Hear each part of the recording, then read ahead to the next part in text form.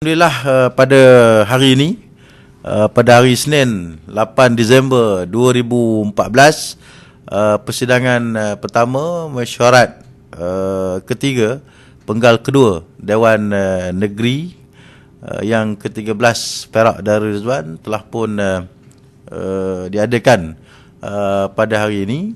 Dan saya ingin menyatakan bahawa rakyat dan juga seluruh masyarakat di negeri Perak perlu meneliti dan melihat bagaimana Yang Amat Berhormat Menteri Besar kita telah pun menggagaskan ataupun 5 fokus yang perlu dijadikan sebagai pokok ataupun trust kepada bajet yang bersifat berimbang ini, di mana yang pertama merancangkan pertumbuhan ekonomi yang berkualiti dan lestari.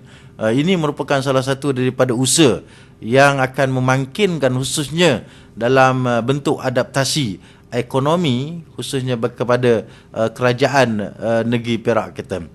Yang kedua, menjana pertambahan hasil negeri dan memantapkan program kesejahteraan rakyat secara inklusif.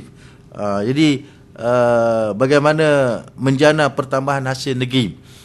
Contohnya kita kena sedia maklum bahawa hasil-hasil negeri ini walaupun memang ada yang telah pun sedia ada, tetapi kita tidak boleh untuk menafikan dia juga akan berlaku bentuk-bentuk kekurangan.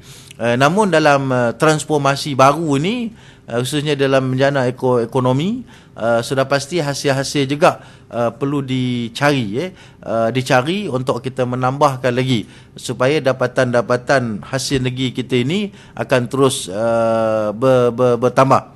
Yang ketiga, mengupayakan modal insan yang cemerlang, dan ini sudah pasti hasrat dalam bajet ini apabila setiap daripada modal insan, human capital ataupun individu, masyarakat dan rakyat mempunyai bentuk-bentuk keupayaan dalam membawa diri mereka dan bergerak secara pantas, secara aktif khususnya di negeri Perak kita, maka kita akan dapatlah banyak melahirkan bentuk-bentuk keupayaan kendiri khususnya kepada setiap rakyat ataupun masyarakat yang ada di dalam negeri Perak kita. Maknanya kita perlu untuk bergerak aktif, baik dari segi menjana nilai-nilai ilmiah, ilmu pengetahuan, semangat bekerja, dan memfokuskan matlamat yang perlu dijadikan trust, dan keupayaan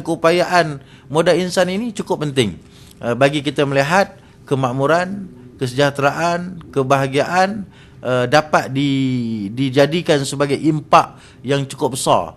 Yang keempat, memperkukuhkan sistem penyampaian perkhidmatan awam serta mengeratkan kerjasama awam dan swasta. Ini merupakan salah satu daripada polisi yang saya katakan tadi bahawa memang sudah pasti antara kerajaan, maknanya kolaborasi itu sebenarnya cukup penting, kerajaan dengan masyarakat, dengan sektor-sektor tertentu dan sebagainya, supaya tidak ada tuding-menuding, salah menyalah, tetapi semangat bekerja atas pasukan, dan kerajaan sentiasa akan memberikan bentuk-bentuk kemudahan ataupun lead ataupun khalifah pemimpin khususnya di dalam negeri Perak kita ini. Yang kelima, mempertingkatkan kapasiti dan jaringan infrastruktur serta kemudahan awam. Ini juga menjadi fokus. Ini di mana kerajaan negeri Perak kita di bawah kepimpinan Yang Amat Berhormat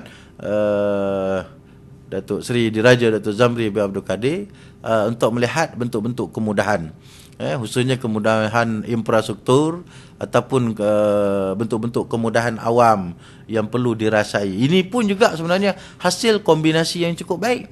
Setiap daripada rakyat mempunyai nilai tanggungjawab, amanah, kejujuran, ketulusan, keikhlasan, semangat berjuang bekerja seiring dengan kerajaan, dan mengupayakan apa saja aset-aset yang ada yang bersifat fizikal maupun secara umumnya, maka ianya sudah pasti kesannya itu akan dirasai lah dalam bentuk kemudahan, jaringan-jaringan kemudahan yang akan dapat dirasai. Contohnya kios Aman Jaya yang masih lagi diteruskan untuk 2015, dan saya yakin dan percaya usaha-usaha ataupun bantuan-bantuan yang diberikan selama ini, khususnya kepada usahawan-usahawan baik yang bersifat peruntukan-peruntukan secara nyata dan juga bentuk-bentuk perkhidmatan daripada kerajaan melalui jabatan ataupun agensi juga, sebenarnya kita telah banyak melahirkan usahawan-usahawan yang mampu berdaya maju, mampu untuk berdaya saing dengan memfokuskan produk-produk ataupun aset-aset yang ada pada diri mereka. Dan mereka-mereka ini, khususnya usahawan-usahawan, mereka juga sebenarnya perlu untuk yakin dan percaya usaha ataupun bantuan ataupun peruntukan-peruntukan, termasuk perkhidmatan-perkhidmatan yang didapati oleh mereka sehingga mereka maju, hasil daripada usaha-usaha yang dipikirkan, polisi-polisi yang telah pun dijelmakan oleh sebuah kerajaan yang baik, sebuah kerajaan yang cukup prihatin untuk melihat bagaimana usahawan-usahawan juga dapat untuk menerima kesan ataupun impak kepada mereka. Dan saya ucap terima kasih kerana peruntukan itu. Jadi pada saya, pada kita semua, kita lihat bajet kita cukup baik dan menggunakan akal budi, akal budi di dalam pengurusan dan juga peruntukan-peruntukan pembangunan secara berimbang. Dan pada masa yang sama, kerajaan sentiasa peka, sentiasa melihat, sentiasa prihatin dalam bentuk khususnya peruntukan-peruntukan, khususnya bajet yang nak kita laksanakan, khususnya di dalam negeri Perak kita.